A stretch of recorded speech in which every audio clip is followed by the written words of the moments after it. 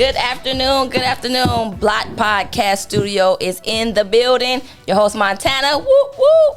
Co-host, Vern Tyers. Woo, woo. All right, so this show is being powered by KAZ Radio today. So give a shout out to KAZ. That's a big shout out. Woo, woo, woo. KAZ, Larry James, right. and John Turner. She said, who? John Turner, JT. John, what's up? Get a shot in here, John, real quick, so they can see who you is. Come on, Larry, get over here. Get off the mic. Hey, that's our team right here. Here, turn that camera around over there. I'm just kidding. Let's just get on with the show. All right, so this is being sponsored. This show is being sponsored by Turk Memorial Chapel Funeral Home and Cremation Services, you guys. So my daughter, she is the funeral director there. They are located at 452 East 152nd Street, Cleveland, Ohio. They gave me a script. 44110 Waterloo on East 152nd Street. They're a newly renovated and upscale funeral home. A black family-owned business serving all cultures, religion, and ethnicity in the greater Cleveland area. Sorry, I messed that up. Whoever watching, I know somebody's gonna be calling me in a minute. Area surrounding suburbs, all of Northeast Ohio, with excellence, elegance, and experience. All right, their caring team is ready to help you. Their goal is to make the process of aftercare as easy as possible.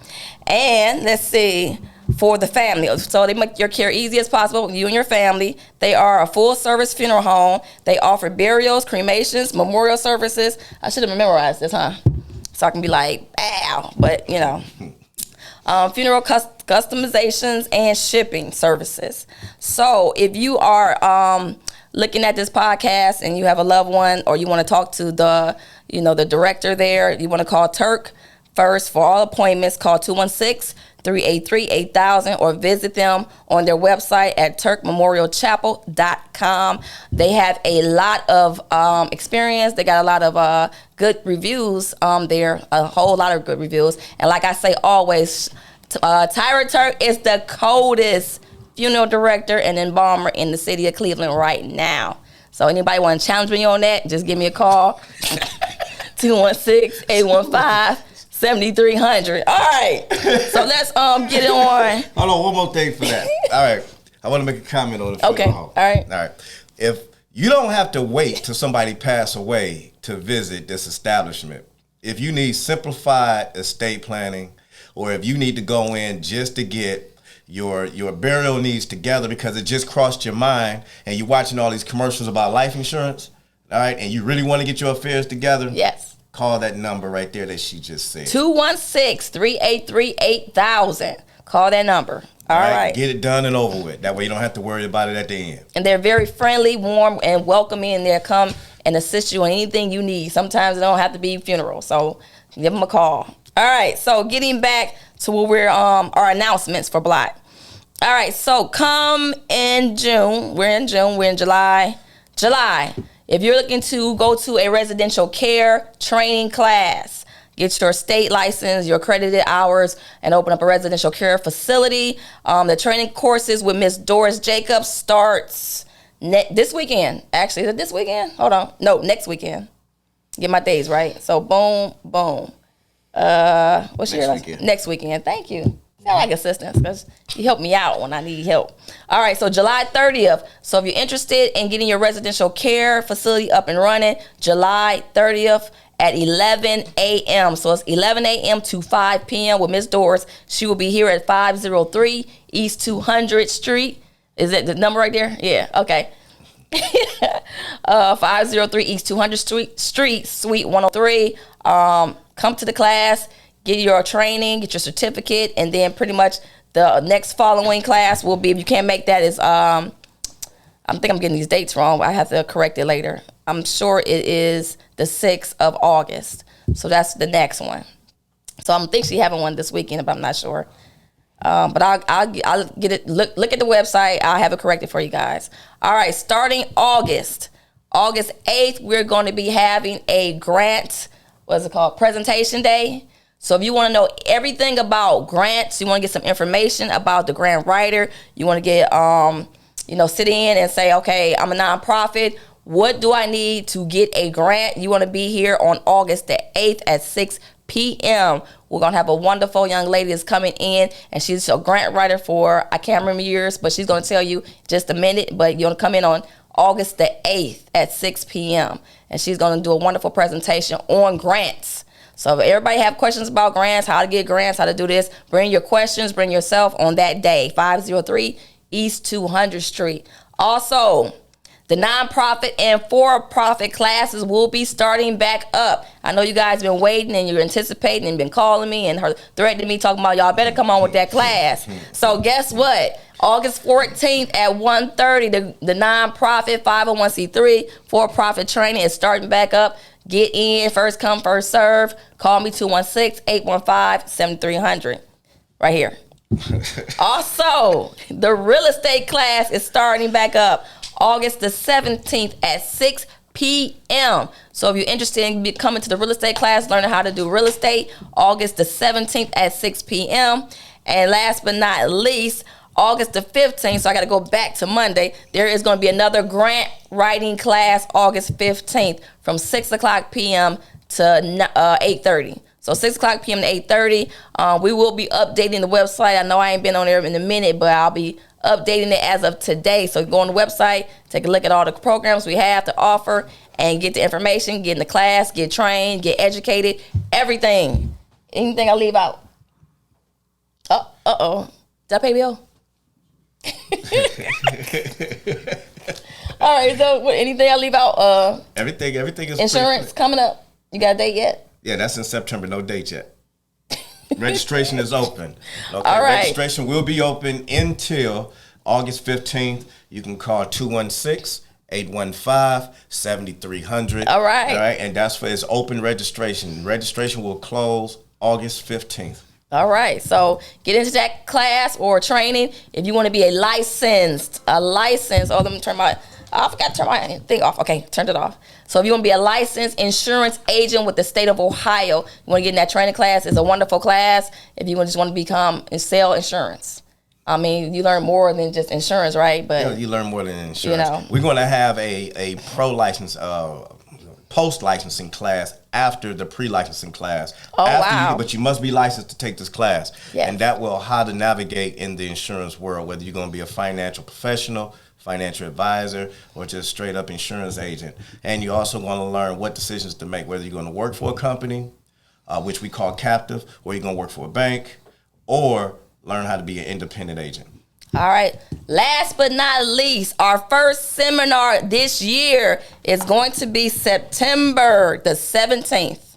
We will be at the Civic Center under Gavalli. Gavalli presents Entrepreneurs Business Expo of 2020. We're going to be the keynote speakers of this seminar. So if you want to come out and get a chance to meet me or Vernon, September the 17th, going down at the Civic Center for Entrepreneurs Business Expo of 2022. It's going to be a lot of people there. You're going to learn nonprofit, for-profit, real estate, insurance, grant writing. So be there or what? Be square? No, don't be square, but come to network and make some money. How about that? Come I need some more coffee. A lot of registrations has already been turned in. So don't miss it, all right? It'll be something that you can look forward to. Right. So you want to become a business developer. Business owner.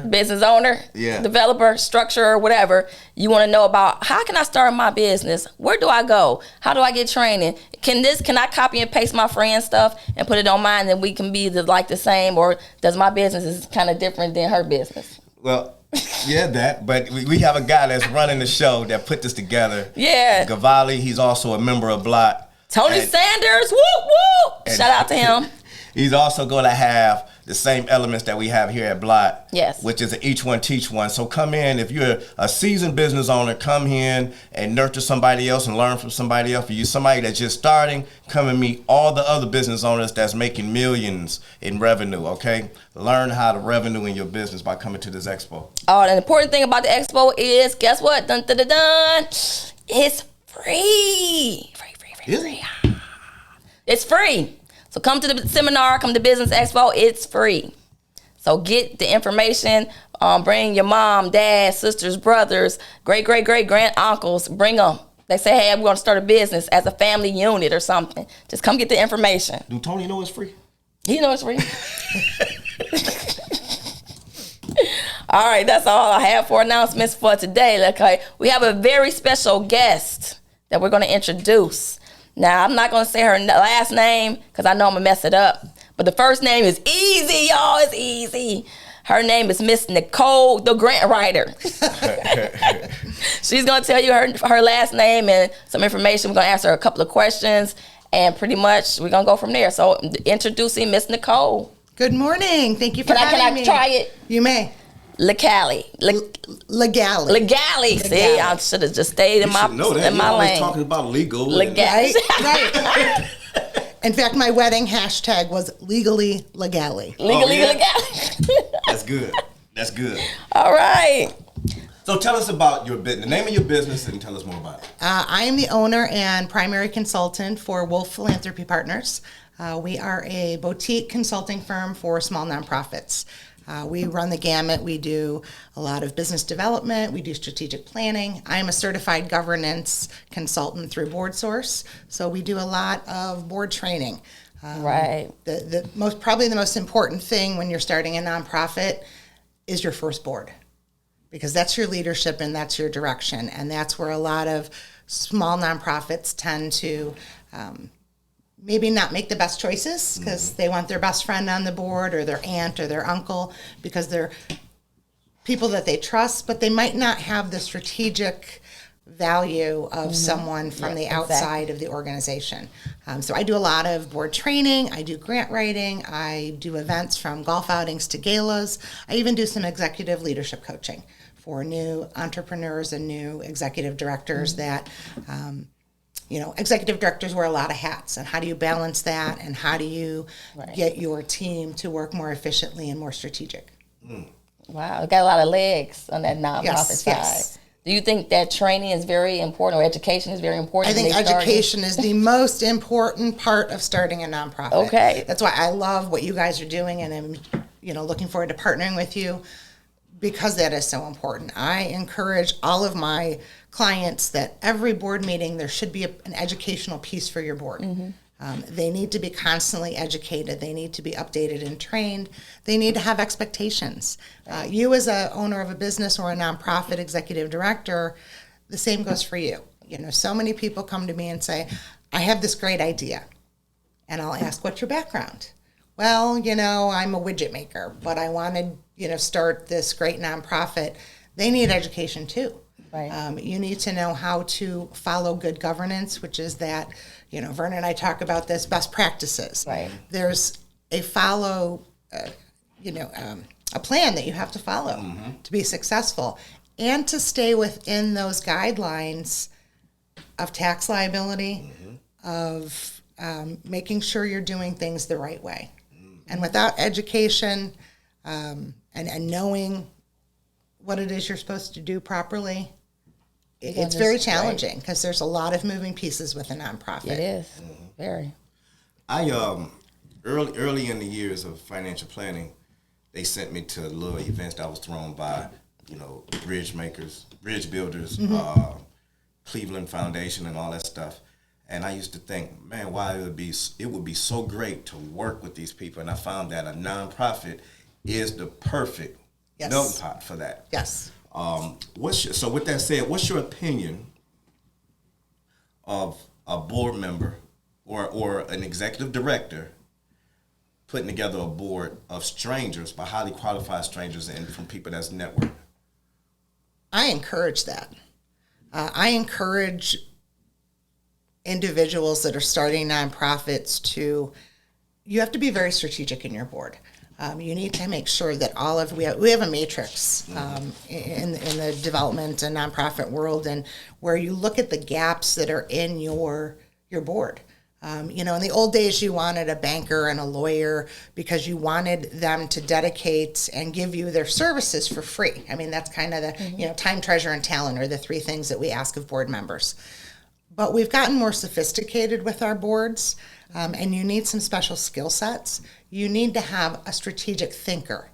Strategic planning can be done by someone like myself, but you need someone that can strategically think. You know, I always tell my clients, your board should be at 500,000 feet all the time, looking ahead, looking for the what if, those COVID's a great example.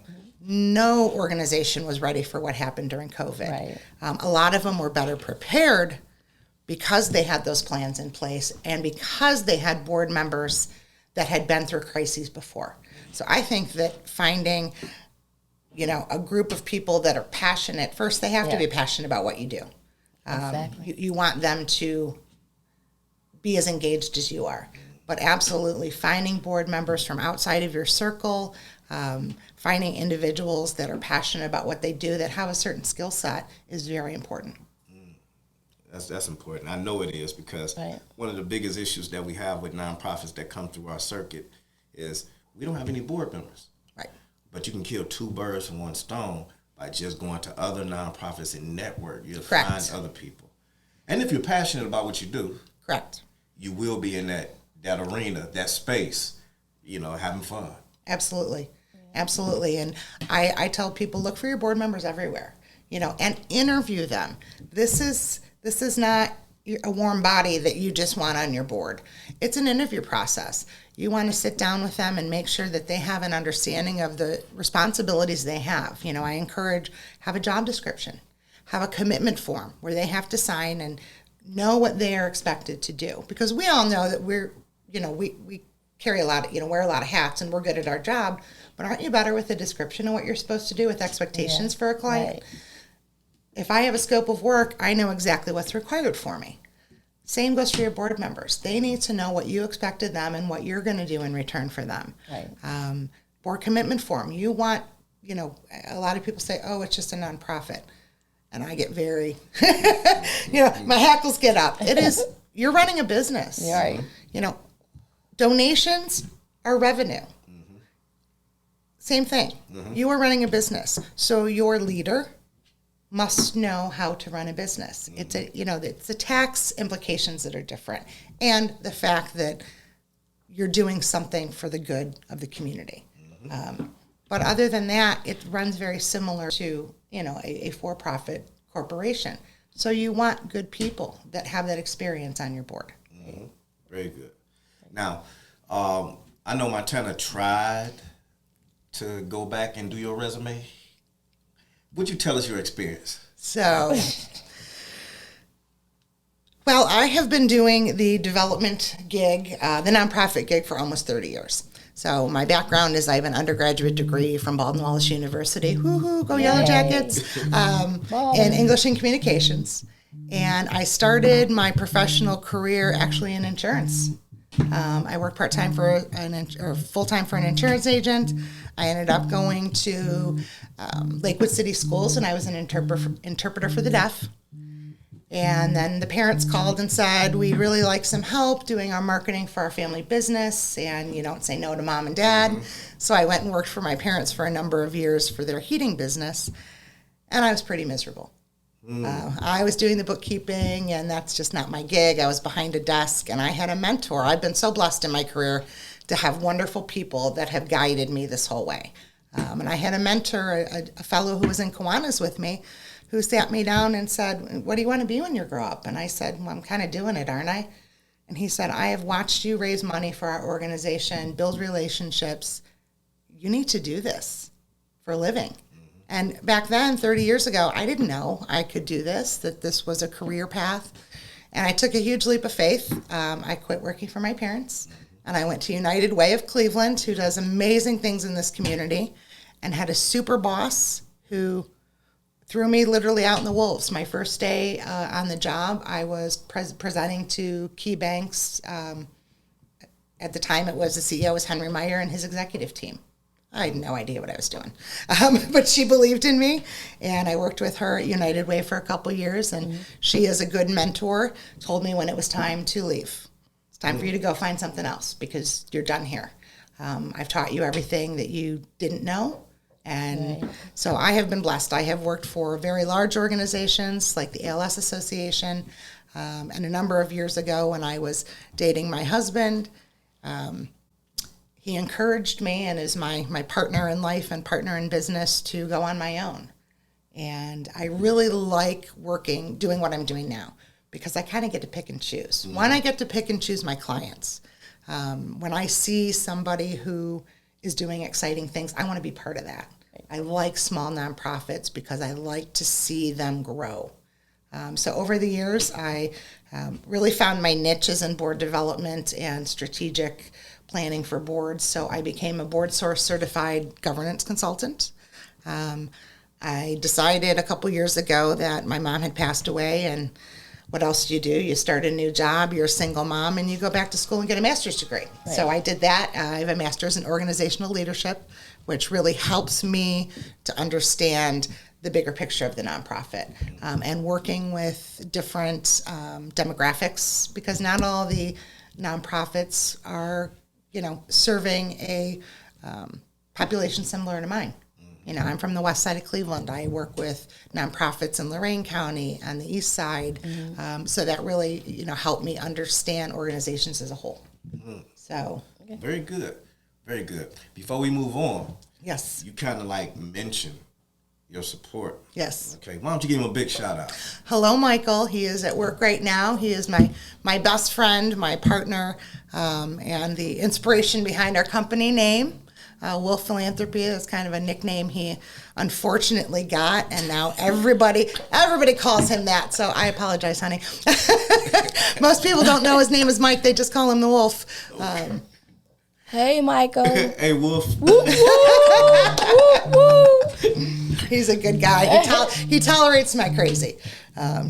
Doing events, and God bless him, he was on the hospitality side for many years. And when you have a big event, I'm crazy for a couple months, and God bless him, he balances my crazy and knows how to level me out and shut me up when I need it. That's good. Yeah, he's a good partner. I mean, all of it is good. Yes, yeah. You gotta have that balance. Yep. Two of me married, two of us in the same house. Yeah, not be good. One thing that I enjoyed about you these last couple of meetings that we had, is that you and Montana are very similar when it comes down to this nonprofit thing. I've known about nonprofits. I work with nonprofits on the pension planning side, but you two make nonprofits sound sexy. It is. Okay, you make it sound sexy. Somebody can get out here and help with the community, raise some money, determine their income in the long run or for the long run, right? And still look sexy. You can't beat it. Right. I applaud both of you. Well, thank you. Thank you. All right. So where can people find you at besides here at Blot? I'm here at Blot. You can find me on my website. This number right here. This number right here. 216. 815-7300. You can reach me on my phone, 216-407-5559. My website is wolfphilanthropypartners.com. And my email address is on there as well, and that's how you can reach me. Right. I'm on LinkedIn. I'm on my company's on Facebook. I'm a huge advocate of LinkedIn. We were just talking about that before for connecting. Right. I think it's a huge, important tool that most people don't use enough. Mm-hmm. Okay. So check this out. I know Montana didn't prepare you. She did not prepare me. She didn't prepare, but she's about to drill you with some No, questions I'm right not. now. Here we go. She's about to drill you with some questions. No, I ain't. I'm about to drill nothing with the questions. I'm just going to ask questions that I know you guys out there in TV world will want to know. Like, I just started my business. Can I get a grant? Can I get some startup money? That's such a great question, and one I hear all the time. Is it possible? Yes. Is it the best plan for your business? Probably not. A lot of grants are program grants. Right. So they fund a program. So until your program is up and running and you have outcomes that you can prove to the funder, don't waste your time and your money on hiring someone like me to do that for you, because it's probably not going to be as beneficial to your organization. You really want to be able to outcome-based grants are where we're at. In the old days, they didn't Not that they didn't care, but we didn't track as much. Now they want to know how many people are you serving, how many, what are the demographics of those? How is your organization helping your community? And if you don't have those matrix, or if you don't have those metrics to show the funder, you're just really throwing good money over bad and wasting a lot of your time, and your expectations are high. I always tell people, grant writing is one part of what you should be doing as a nonprofit to bring in revenue. You need to do events. I'm not saying do 6 million events, but be very strategic and look at events that can raise you, get the most bang for your buck, and are fun. Talked about that. They've got to be fun for your constituents and your guests. You have to do appeals, annual appeals. You have to be able to do grants, but you have to have more than one revenue cycle that's coming into your organization. I have worked with many organizations that, 85% of our funding is grants, and we're going to lose this one. Right. Can you help? Yes. Some fundraisers. However, you have to understand that revenue you're not going to see for 18 to 20 months. When you do major gifts and you're working with major donors, that's a relationship. It's relationship building. I'm not going to walk up to you, Vern, can I have $10 million for my organization when I just meet you? You have to build that relationship, and you certainly don't want your partners that are helping you with your fundraising to be transactional. Right. You want to build that long-term relationship. Right. We got how many? We good? Okay. All right. So that was good. You covered pretty much what you were going to ask. Yeah, you covered it. I think we're on the same vibe. A lot of people come to the business class and they focus like, I just want to get a grant. And I'm like, well, you might not get approved for a grant. You probably get a community grant, those little grants. But then the community grants are kind of like, they'll tell you, oh, well, we just only want you to work in this area. Correct. Or we want you to do this, or we want you to do that. And then basically you want to take the money and do what you want because it's your nonprofit, but you got to do what they're telling you to do. And I had 2 young ladies that were coming here every other month, and they were just so miserable. And it's like, but they did it. They got it done.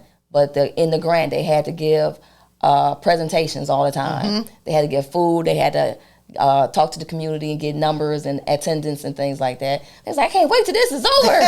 Can't wait till this. But you got a grant. Right. A lot of people think that, let's just hire a grant writer to do the grant. And we were talking about this a few minutes ago. Part of the biggest part of grant writing is not writing the grant. If your organization has all the information you and I went over yesterday, the checklist, here's everything you need to have for me to write a grant for you. Right. But the piece before that is the prospect research. That's where the time comes in, to find those niches that you fit. So I always tell people, have a program that's unique, that no one else is doing. That's where your funding comes in. If you are not duplicating services, we talked about this as well, that this community is very philanthropic. Cleveland wouldn't want to be anywhere else in a crisis because we take care of our own. However, that bucket is very big, but it is shallow. Yeah. So there's a lot of people that are fighting over the same funds. I even encourage, I just had a conversation with a client that I'm working with out of Wisconsin. I said, I hate to tell you this, but there's 3 other groups that are doing the same thing you're doing. Are you willing to give up your control for the greater good and collaborate? Think really hard why you're starting this nonprofit. Is it because you just want to have a business, or is it because you really believe in the mission? Right. And so she's taking some time to think about what she wants to do, because I was very honest with her. You're going to be fighting for people that have been doing this for 15, 20 years. So you have to set yourself apart and do something a little bit different. All right. So we're kind of running out of time a little bit. Okay. So let's I don't really have time to go over announcements, but if you want to meet Miss Nicole Legale, she got it. I got it. August the 8th at 6:00 p.m. She will be in the building, Block Building. If you have questions that she did not answer today, come on August the 8th. She's going to go over everything in this grant presentation. So 503 East 200th Street, Suite 103. Until next Wednesday at noon, your host, Montana. Woo woo. Co-host, Vern Tyus. Woo woo. See you next Wednesday. Peace. Woo woo. Yay. All right.